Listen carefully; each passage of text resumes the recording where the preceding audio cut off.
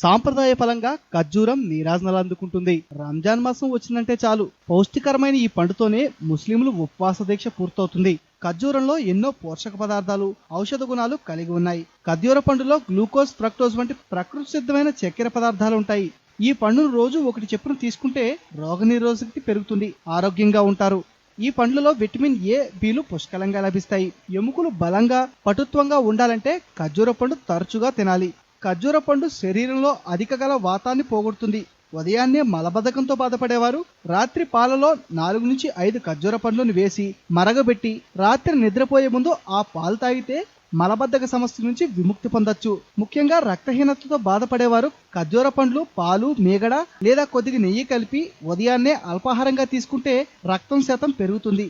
నీరసంగా నిస్సత్తువుతో బాధపడుతున్న వారు కొన్ని నెలల పాటు రోజు 5 నుంచి 10 ఖర్జూర పళ్ళు చొప్పున భోజనం తర్వాత ఆరగించినట్టయితే తిరిగి సత్తువుతోనూ బలంగానే తయారవుతారు.